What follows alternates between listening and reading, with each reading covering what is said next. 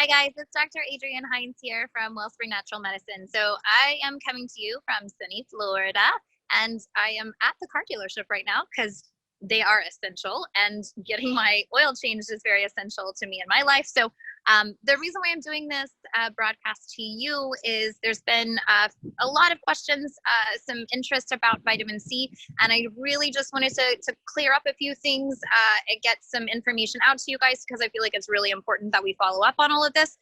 It is a hot topic, and it was easier for me to just do a video and kind of give you guys in real time some information that you can take home with you and utilize today, and we can go from here. So as far as vitamin C, the information that you're hearing about vitamin C is absolutely correct. It is amazing for the immune system. We have known this in natural medicine for a very long time, and we frequently use vitamin C to really help with immune function during cold flu season, but obviously immune function is really important now when we're dealing with COVID. So as far as vitamin C goes, vitamin C is a water soluble, which means that when we take it into the body, anything that is excess is going to be excreted out into the urine. So it's a really non-toxic vitamin, which is great versus some of our fat solubles that actually will stay in the body longer. So we don't really have to worry about toxicity.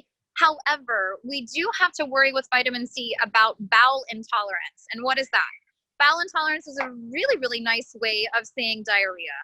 And nobody wants that. Nobody wants diarrhea. Nobody wants GI upset. And the cramping that's associated with high doses of vitamin C is really intense. It's not fun.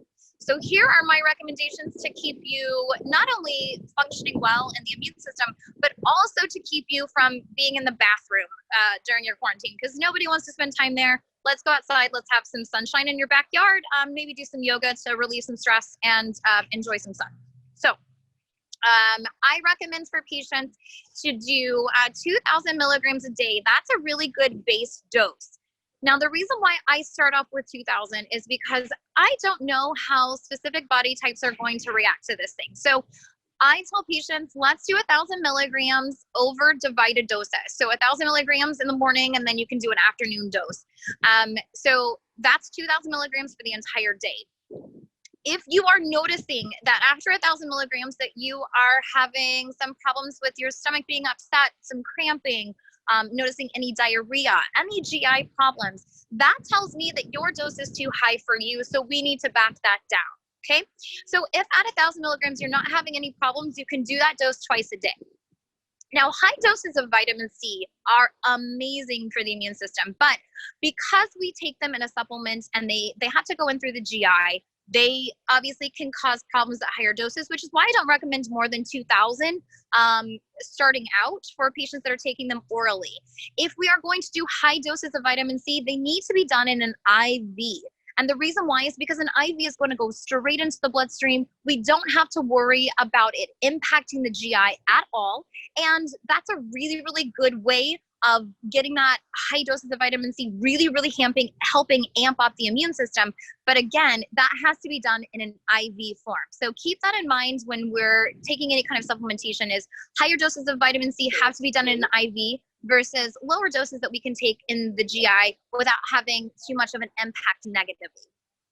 If you're taking that 2,000 milligrams a day, obviously, please talk with your physician. I am not your physician, so please talk with your physician about changing any of that dosing. But if you're noticing that 2,000 milligrams, you're tolerating that just fine, other patients can go up from there. I can recommend patients going up, but I only do it in 500 milligram increments, just because you don't want to add too much in the system and then deal with all of that cramping. If you are noticing that you're having any cramping, obviously we back that off. But again, I guess the moral of my story today with you is, yes, high doses of vitamin C are incredible for our immune system. They're absolutely amazing.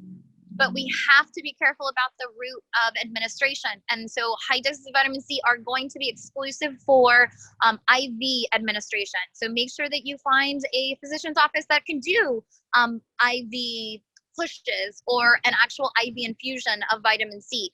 The cool thing is that if you're coming to offices like mine, we're going to be doing IV of vitamin C with aminos and other things like that. So find physicians' offices that can do those high doses, and those are going to be really great and impactful. But on a daily recommendation, as far as a daily administration with an oral dose, I recommend not doing more than 2,000. As far as boosting your immune system, vitamin C is great, but there are other things that can really help too. Zinc is going to be really impactful.